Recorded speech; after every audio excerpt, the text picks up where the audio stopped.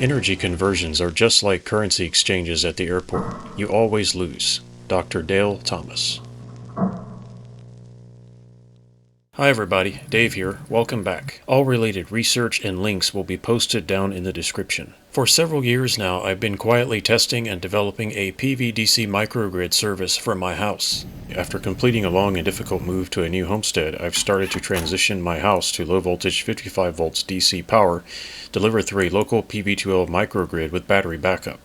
The system has no need of charge controllers or inverters and will supply 10 to 20 kilowatts of clean electrical utility power to my household, the workshop, and other future buildings. Other projects that are in development include an electric clothes dryer, various ovens, cooktops, cookers, small machines, and other small appliances. Later in this video, I'll demonstrate a few small DC-powered appliances for you on camera. For baseline residential DC electrical outlets in my home, I settled on the NEMA 615R socket. For bigger high-power appliances, I chose a different DC outlet standard. In the next videos, we'll get more into the technical challenges of running an entire household and bigger machines on low voltage DC in the 2 to 10 kilowatt range. Let's watch a short video explaining the PV2L concept. And to the trolls accusing me of using AI to make my videos, no, I've never used AI to make my videos. This was all created from scratch by me, and I hope you enjoy it.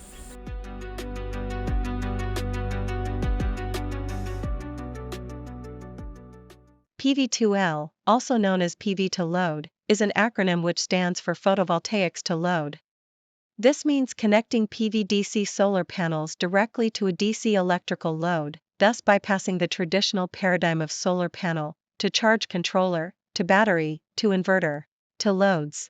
The advantage is lower startup costs, lower complexity, shorter install time, and fewer points of failure.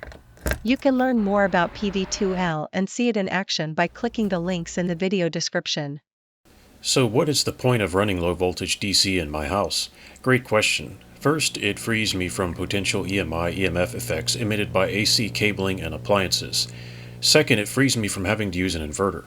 Why switch DC solar panels to AC when DC can do everything I need and cost less? Third, if I can eliminate the charge controller, which I already did years ago, the value proposition goes through the roof. Costs are reduced, complexity is removed, and there are less points of failure. Charge controllers and inverters are good at doing four things: costing money, wasting power, adding complexity, and eventually failing. So in my view, I'm going to invest that money on something that's a bit more reliable: simple copper cables. They have no moving parts and will last for decades. The idea of residential DC electrical service is not new. In 1882, Thomas Edison's original DC power grid started operating at a voltage of 110 volts DC. This system had limitations of transmission range, something like 1 to 2 miles. But in a local PV-DC microgrid scenario, this is really not a problem. The power generation is exclusively local, so transmission distances are far shorter. In 2019, Solar Power Edge started its first experiments with a 55 volts DC microgrid and short trials with self-produced DC residential electrical service. This research is ongoing and planned to scale up towards the end of 2024. 55 volts DC is safer than 110 volts DC, and as an added bonus, is 100% compatible with 48 volts DC battery systems. While the power cabling must be thicker, simple copper power cables are low-tech, have no moving parts, and are generally very reliable. Several years ago, I started thinking, why can't I just plug my space heaters right into my solar panels? Why waste time and money with everything else in between? So I started experimenting with these ideas, modifying my first space heater and operating it off of direct PV-DC power. Well, the idea kind of took hold, and the rest was history. It even gave my heat pump a rest. I stopped needing it in the winter and instead depended on the space heaters for supplemental heat. These heaters joined many other small appliances that I used directly off of solar power and plugged into small wall outlets in my home and workshop. So after years and years of experience using direct PV-DC power for just about everything, and despite having my work interrupted by a very long moving process, I started thinking about how I could scale my ideas up and better integrate them with a household or homesteading environment. One of the primary challenges I've always been looking for ways to solve is that ohmic heating loads and appliances don't really match well to solar panels. They almost never do. Being a dynamic source, the solar panels will fall out of the VMPP range, and the ohmic DC load, being linear and static, can't really adapt to the changing conditions as they happen. In my research, I've looked for simple, robust workarounds such as diode chains, and those do work very well as a self-regulated heating element when properly built. So while further developing my research and avoiding the paradigm that solar has now become, I started taking my vision to the next level.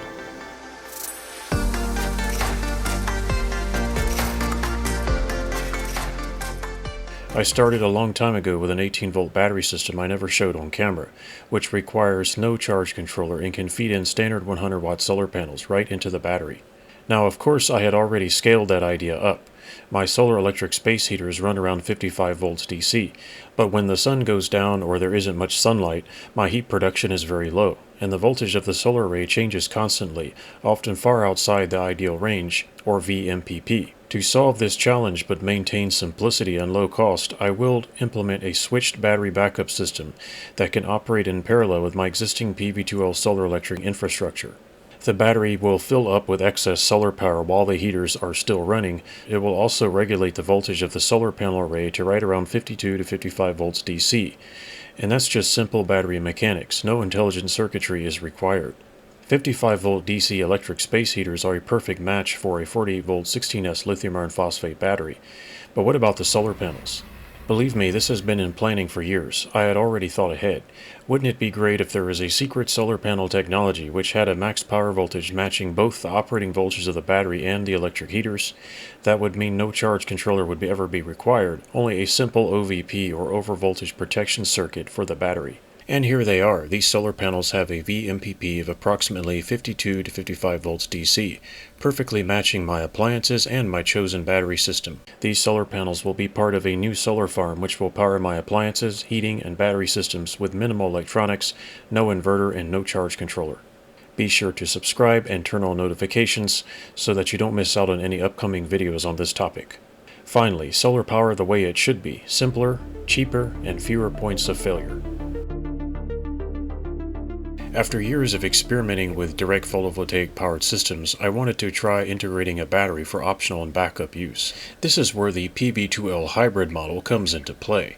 But the type of battery I needed for these experiments tends to be expensive, a 51.2 volt lithium iron phosphate system. So when Vatra contacted me and offered to send me a sample of their 51.2 volt 100 ampere rack mount battery system, I was pleased to accept it. It comes with a nice screen on the front which shows the individual cell voltage, pack voltage, temperature, and how many amps of current are being pushed into or out of the battery. For several weeks, I operated this battery as a backup system to my PV2L hybrid microgrid.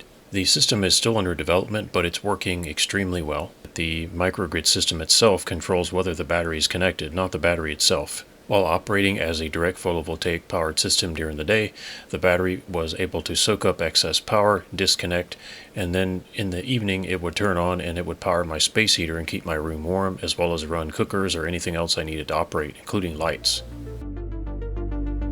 I normally don't care too much to see inside of a battery, but because it's a rack mount system, it got me curious. So very early on in the testing, I opened the battery up and took a look inside. Inside are some pretty standard looking aluminum encased lithium iron phosphate battery cells.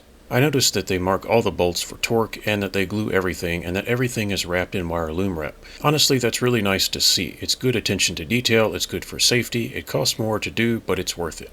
I did do a check for loose cables, but I didn't find any. The bus bars are made out of what appears to be 2mm thick aluminum plate. Aluminum bus bars do add a little bit of internal series resistance versus copper, but with the low internal resistance and high performance of lithium iron phosphate, it really shouldn't be a problem. If you've watched some of my earlier videos, you'll know I'm not a fan of a BMS whatsoever. I tend to use them only as a battery monitoring system and for overvoltage protection. I don't trust them to do any balancing whatsoever.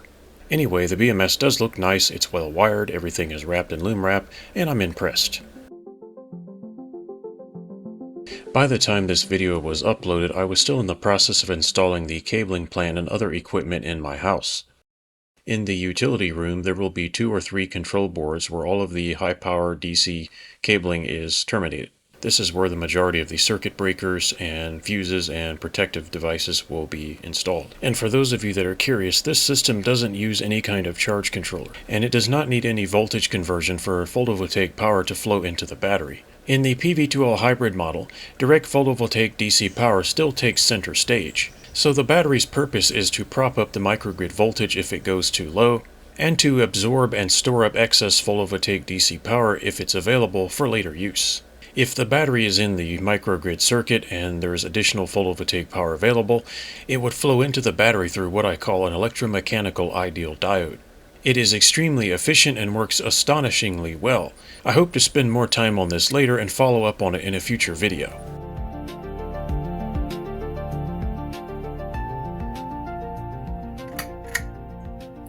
So lamps are the easiest problem to solve as there are light bulbs available for DC power. Here is an example of one of them running inside of one of my favorite lamps, and this is 100% powered by photovoltaics with battery backup. No charge controller, no inverter, no high voltage. If you ask me, I think it's a thing of beauty. You know, I've been looking for years for cooktops that run on low voltage DC, and it's almost like they're non-existent. Because of that, I was forced to make my own. I've been doing that for several years now. It's been a battle making them safe and reliable, and I've already had one of my cooktops burn up on me. This is one of my favorite and more recent cooktops. It is a bit hacked up, but it does work and it does the job. And it runs off of pure clean photovoltaic DC power with battery backup. It can't get better than that. No inverter, no charge controller, and no high voltage. And just to show that the system can operate off of direct photovoltaics, I'm going to turn off the Vatra backup battery. If I flip this breaker, I can do it myself. There's also a system that will do that automatically. I'll get into that more later. And the cooktop continues running off of direct photovoltaics. It is not powered by a battery whatsoever. Of course, I have a variety of modified space heaters that are designed to run on 55 volts DC that use the same wall outlet. I love these heaters because they're very simple to work on and repair. There are some challenges in making them safe. For example, the tip-over switches and switchgear cannot handle DC and will quickly arc. Sometimes they catch fire and burn and fuse shut. But I've slowly found different ways of dealing with those challenges, and thus these space heaters are all over my house. I don't know how many I have now. And I tend to like the Harbor Freight heater, which is shown here in this picture. And I do have some videos about modifying that heater, and I have a better version of it that I'm going to be showing on video as soon as humanly possible. So stay tuned for those updates. This is one of my favorite appliances. It's my modified 55 volts DC kettle. With DC, this kind of arrangement is quite risky and really a thing of the past. So the new version of this kettle, unfortunately, isn't going to have this nice convenient base here. Instead, I'm just going to have a wire going right into the kettle. It's a little bit annoying. Sometimes you just got to do what you got to do. If an arc gets started in here, a DC arc, it sounds like water spraying out, and it can really start a fire. So this is really more suitable to AC. Of course, you could switch the power off, but who remembers to do that?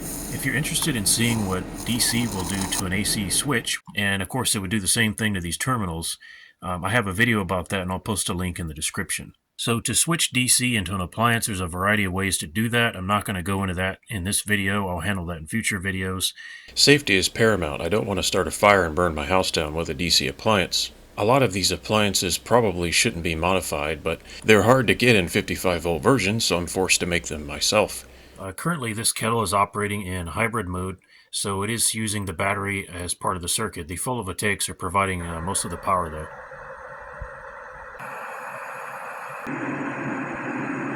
So this kettle is now running in direct photovoltaics mode.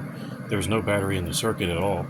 That's what I love about PV2Load. It's just so clean, simple, and pure. It's power straight from the sun, straight through the solar panel. Of course, you know, if it gets dark or there's a cloud cover, the battery can pick up the slack. But right now I'm just using pure photovoltaics, and I love that. Direct DC power. It doesn't get cleaner or simpler than this. And the best thing is this is a low voltage system. It's not using high voltage DC. I haven't found a reason yet to use high voltage DC. I've been avoiding it so far, and my bigger appliances that I'm working on don't use high voltage either, and I think that's amazing.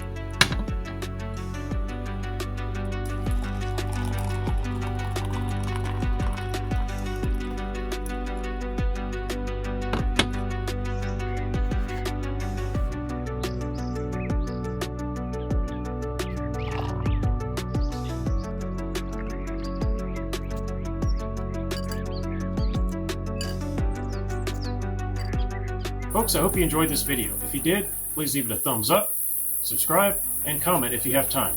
Thanks for watching, and I'll see you next time. If you liked this video and you want to support my work, please thumbs up, comment, and subscribe. Thanks for watching, folks, and I'll see you next time.